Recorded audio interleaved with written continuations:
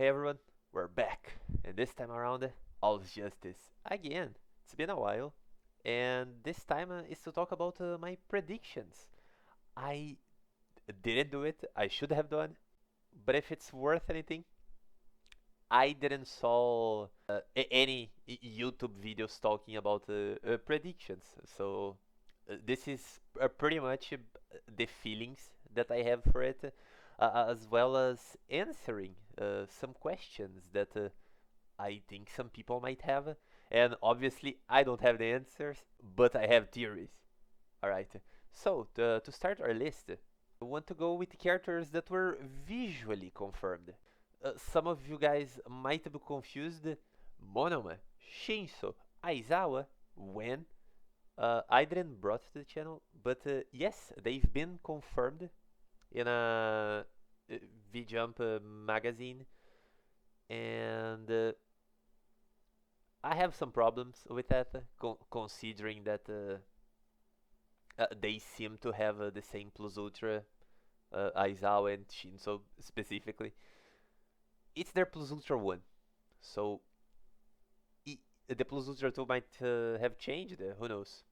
And I think that something that I saw a lot of people questioning, at least when the game was announced, was if they would bring back everyone from One's Justice 2.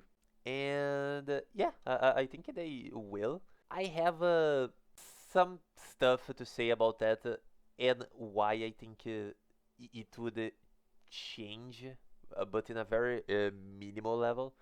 Uh, because as you guys can see, we are missing some few characters here. We are missing the overhaul variation, Deku variations, Nomu, and that's what I kinda wanted to talk about. The characters that have been missing, I think we are getting three variations for Deku and three variations for Shigaraki. With the new Rising system that they are bringing up, it opens up the possibility to still have the same characters that we had with some field changes to adapt in a better way. For example, Deku, with the first Deku variation, the punching type, I can see the rising system working in a very specific way. So if you don't have your rising uh, activated, Deku plus Ultra can just break his bones. I think it kind of makes sense. We would still have the OG character, but if you have the rising activated, that's when things change. Because then the first variation of Deku could get a full calling, the same way that the shooting style could get 100%.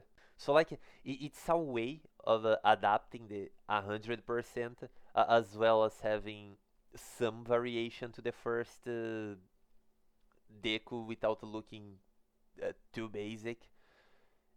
The same goes for Shigaraki. You can have same goes for Shigaraki. You can have the awakened version, just just a visual effects. It doesn't need to do much, and probably most of the characters are just getting this visual upgrade, just an aura or anything.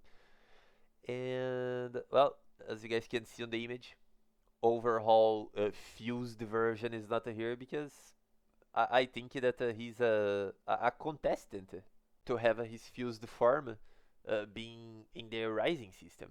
The same way that Shigaraki could activate his figure armor uh, after rising reaching its max.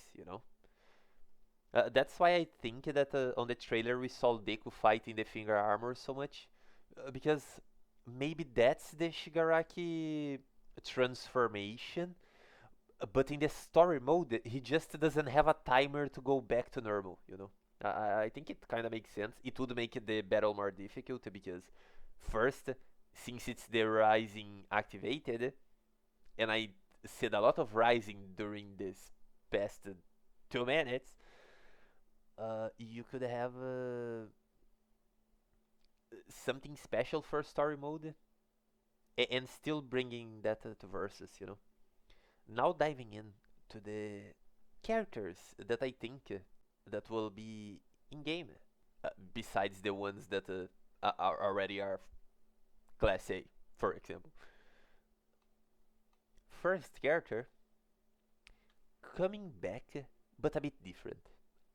I think that Hood or high-end Nomu has a chance of entering, stealing the place of the regular Nomu. This series is pretty much all around it, from beginning to end. You have Nomus. I think it's outrageous to not have a single one being playable.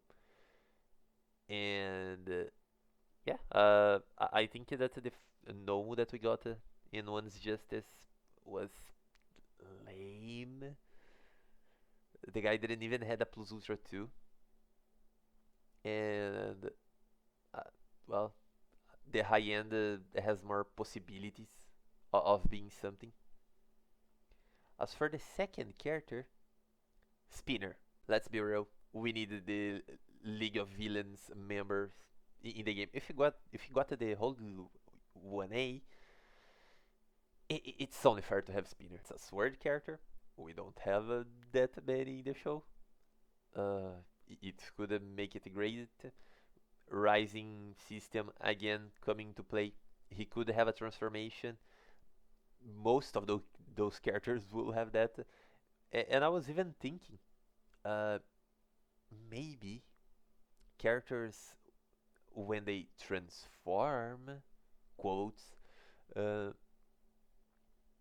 they could have a different Plus Ultra. It's a way of having more variation in the game without doing much work, you know?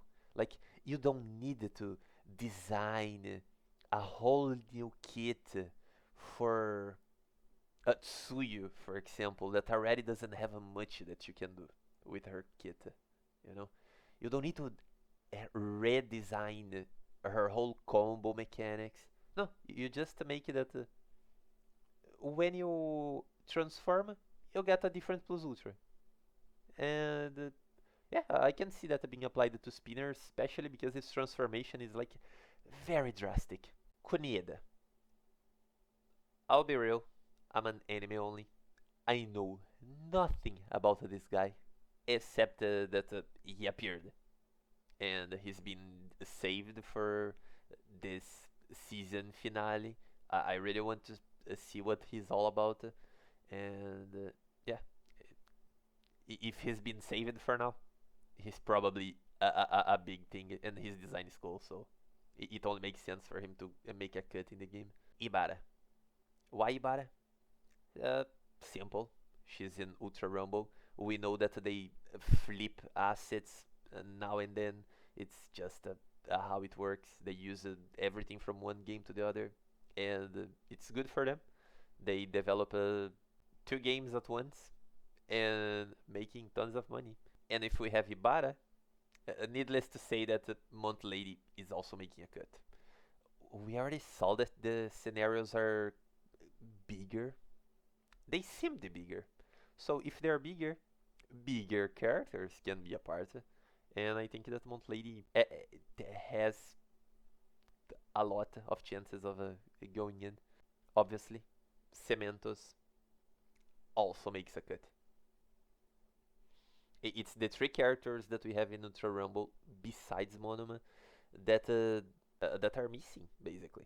For the next one, they come in a trio. We have Edgeshot, Miracle, Best Genist. Best Genist is basically confirmed. I didn't add him on the confirmed characters because he was not confirmed visually, but we do hear his voice in the trailer.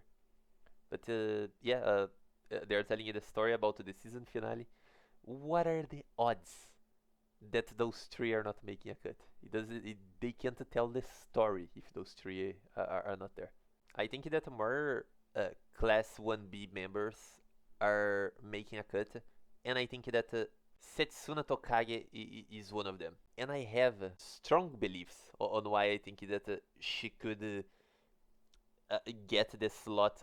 As you guys can see here, we have the battles that occurred on the joint training arc. And well, on the first battle, Who do we have on the 1B team? We have Ibarra, and she will probably be in game. They already have her model. On the second battle, who do we have on class 1B? Oh yeah, we have a Kendo. Uh-huh. Okay, that makes sense. So 1 to 1, we have one character on each battle. Let's see, what about round 3? Oh, look who's here. So we do have Tetsu Tetsu on the third battle. Alright, 3 battles happened, and we have one character from each battle. That's interesting. Let's jump to the last one, just so we can make it more dramatic. Ah, isn't that Monoma? He's here. That's interesting.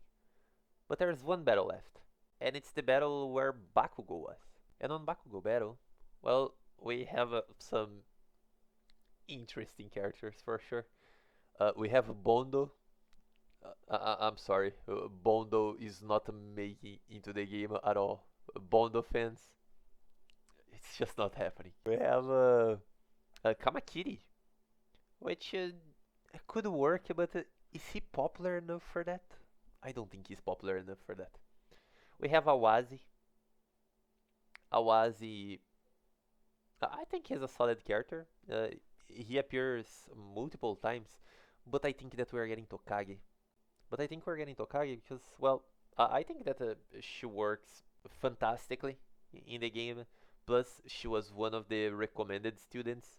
And if she comes to the game, we could technically be 3 for 3 because we have Monoma Tetsu and Shinso, Ibara, Kendo, and Tokage. I know that Shinso is not from 1B, alright. But yeah, I mean, general studies, he just works. And well, he was in the battle, wasn't he? So yeah, he does count, alright? And for the last character, Nagant. To tell the story about the last arc, it's impossible to not have Nagant in the story. I can see a way for them to not include her, because if it's from Deku perspective only, we could get, I don't know, like Deku is facing Shigaraki. Next thing we know, we just see the bullet coming, and they don't cut it to her at all. That could happen. We only have a bullet. That's it. It could bring a hype for possible DLCs, but doesn't make any sense to me. I think she's in the base game. Now, going from no particular order at all, I want to talk a bit about the DLC's characters. If they are doing the same that they did for One's Justice and Jujutsu Kaisen game, we are getting 10 DLC characters. 5 first, 5 last, and that's basically it, and they will move on from the game. If we do get 10, first I would be very sad. Second, those pickings needs to be very specific. I will pass the characters in no specific order. First, the character that I think it's definitely making a cut, it's Star and Stripes. She has a direct participation in all the subsequent events that happens during the war. I don't even know if that word that I just said exists, so correct if I'm wrong. But yeah, Star and Stripe, I think she's way too important to not be included. And moving on to the next, Hedestro. We technically wouldn't need him, but well, don't we have Muscular that was part of Deku's growth as an amazing hero? We did. So what about we get someone that contributed directly for Shigaraki to become a powerhouse that is rich as hell? I think he has a very high chance of becoming a DLC character. Now, this one, I'm just speaking from a logic standpoint. Manga Fukidashi. Why him? Because in Ultra Rumble, we got a new map. And on that new map, we have the joint training battle stage. And there we can see the kabongs and bababams that the manga was doing. So, if that's a scenario in All's Justice, he could be there. It would make sense. I think that his quirk is so creative for a fighting game. I would love to see what they can do with him. And if we are getting manga, because we are looking at things in a logical way, of course we're getting Komori. We can see Komori mushrooms in the same scenario. So, DLC potential, more 1B characters, great. It will just increase the 1B representation, and I'm very biased towards them. I want them all. Komori looks. Oh my god, she looks cute. I think the next one is a bit controversial. I saw a lot of people saying that it couldn't happen because he would be too big. And I understand, but Maka. We saw Maki appearing on the Kirishima flashback. Uh, he was big. He wasn't a giant. Like, he can be a slow character. Maybe the game has a mechanism where, similar to the Kimetsu series, I played a bit, but I'm pretty sure that if you choose a demon there, you can't pick a support character. It's just the demon fighting alone. Makia could have something similar. If you choose Makia, maybe you don't have access to other two supports. You just have that, and that's it. If you lose, you're bad. And honestly, let's be real. If Mont Lady can cut in the game, and she will probably have some sort of gigantification. She fought Makia. They were the same size. Makia could work as a big unity also. Maybe his rising system is just big. Other character that I think it just works to tell the story in general. We need Bernie. First, she's hot. Not only on the theoretical sense, but in the literal sense. Uh, jokes apart, they need to tell Todoroki's story. We saw that Dabi is getting his last visual with the white coat and stuff. So Bernie needs to be there to tell the story. She's important in the war. And she's hot again, alright? Bernie is making a cut. No one will say otherwise. And I think she might be a DLC. And like, I don't know. I just think that she could make a great character, even though it's kind of similar to Nagant in the sense of appearing in the story, so technically should be in the game. But I think that the characters that I picked to be in the base are pretty strong. So yeah, how much of 1B representation you guys think that should exist? For me, all 20 of them would be there. But we know that that's not the case. I still think we are getting Kaibara. Why do I think we are getting Kaibara? Because, well, I said it earlier. They do those flip-flops of assets. Ultra Rumble gets stuff from One's Justice. And I will assume that All's Justice is getting stuff from Ultra Rumble. Monoma is in Ultra Rumble. Monoma Beta, even if it's very slight, in a way that it's almost impossible to see, Monoma Beta uses the Kaibara quirk, the drill one, where he just rotates his limbs. So I think it makes sense for him to be in the game. I don't think he would be part of the regular roster because of the things that I said before. I think that Tokage just makes sense in the 1A versus 1B scenario where every character would technically have someone to fight on 1B. And I think that Kaibara could be that extra, you know. We are getting Deku. I mean, obviously. We're getting Muscular. We can get Shindo. Mm, Shindo works. Shindo creates earthquakes. He trembles the screen. I don't know. I don't have much to say. It just looks cool. If you guys saw my video, how All's Justice story mode can succeed, I will try to link it in the card. I never did that before. If I can't, just hop on the channel. The title is literally that. How All's Justice story mode can succeed where one's justice failed. I talk a bit there on my theories on how things could go. And Shindo being in the game kind of fits in the scenario that I created about the characters have individual storylines, and if you have Muscular, you would need Shindo by default. As a DLC, I think it works. I think that it's a character that could bring something new to the table, because we need to think that characters also needs to bring something when they come. It's not just new character. I press this button all the time and I do damage.